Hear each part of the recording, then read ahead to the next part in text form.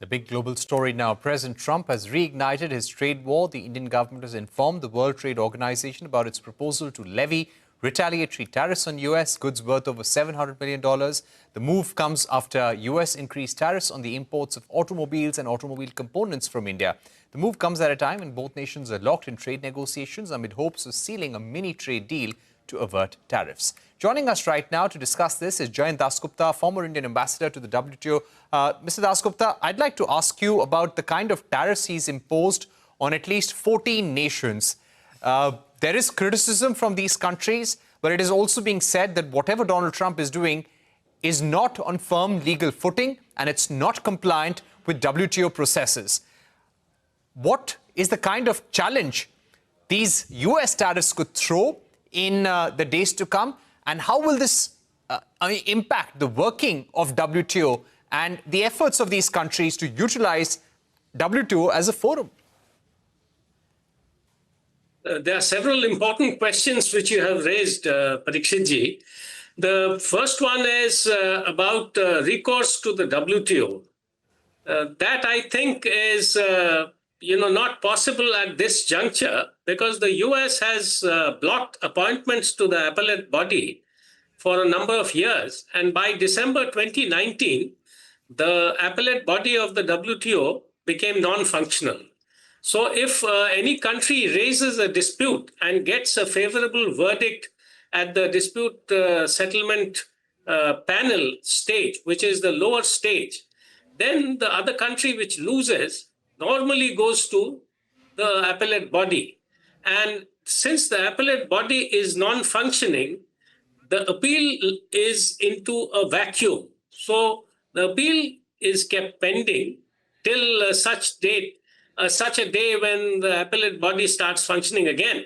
And what happens is that without the appeal being disposed of, the country which has gained a favorable verdict cannot retaliate or does not have any recourse to redressal. So the WTO is non-functional in that sense. There are some voices which are being raised that countries should get together which have been affected badly, and by and large, all countries of the WTO which are like-minded, to block the US and try to suspend it or expel it. Now, there is no provision in the Marrakesh Agreement which set up the WTO to expel a member. So it is again treading into new territory altogether. So the WTO for the moment, I think, is not available as a forum for redressal of these grievances. So US is not just imposing tariffs, but also making sure that the WTO cannot function properly either. But let me ask you the next question, and this is a threat that Donald Trump has reiterated, that if you're a member of BRICS, you will get that 10% additional tariff. Where do you think this anger against BRICS is emerging from? When it comes to BRICS having its own currency, the Indian government has said that the idea was dropped. Russia had floated it, but during this BRICS summit, there was no talk about it. So where is this anger and threat about degradation or harming the US dollar coming from? Well, even in this BRICS summit, President Putin has very strongly advocated the use of national currencies.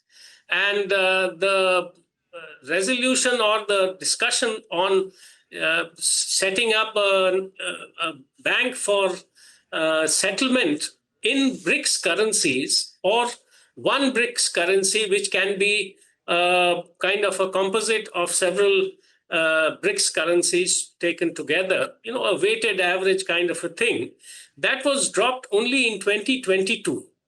And meanwhile, what has happened is that countries like China have started trading with Brazil, Russia, other BRICS members, and non-BRICS members also in their own national currencies.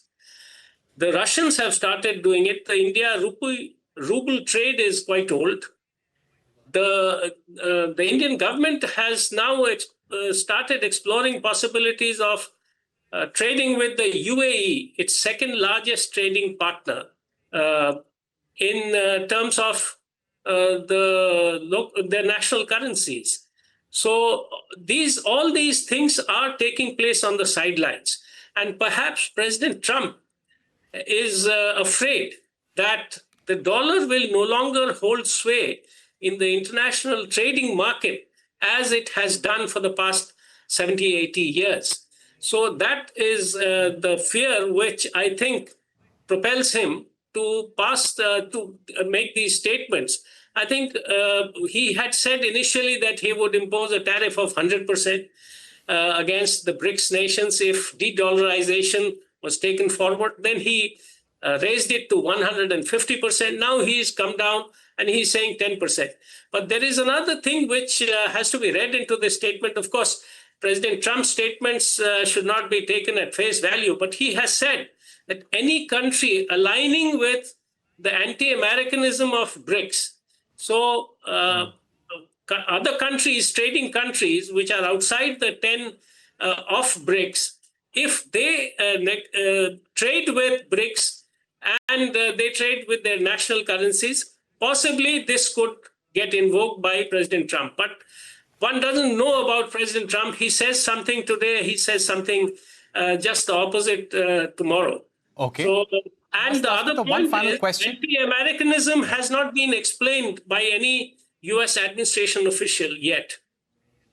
Absolutely. And my final question to you, sir, would be about with the current tariffs on 14 economies, including economies like Japan, Laos for that matter, Malaysia, Myanmar, South Korea, Vietnam trade deal has already happened.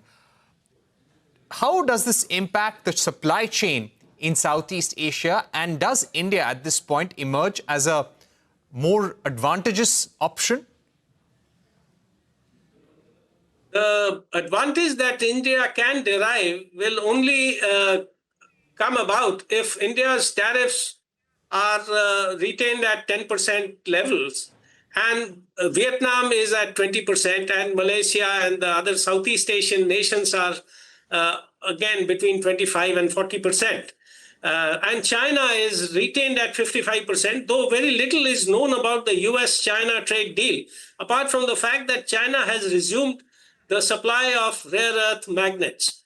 So it is a bit hazy, but if the other tariffs which comprise, these 14 nations, if they remain in place, India remains at 10%, only then India will derive an advantage. But if tomorrow President Trump were to announce, or by 1st of August, hypothetically, if further negotiations fail and the US does not accept India's offers, and again goes back to 26% or 25%, then that advantage will get negated completely. Right. Thank you so much, Ambassador Dasgupta, for joining us on the program. We're going to take a short break here on News Center, but when we come, we will try to understand the politics of Donald Trump's trade wars and why is he pursuing this very strong American policy with regard to trade with all nations. We're taking a break here, but on the other side, we will be speaking to Harshvardhan Shringla, India's former Foreign Secretary and also Ambassador to the United States.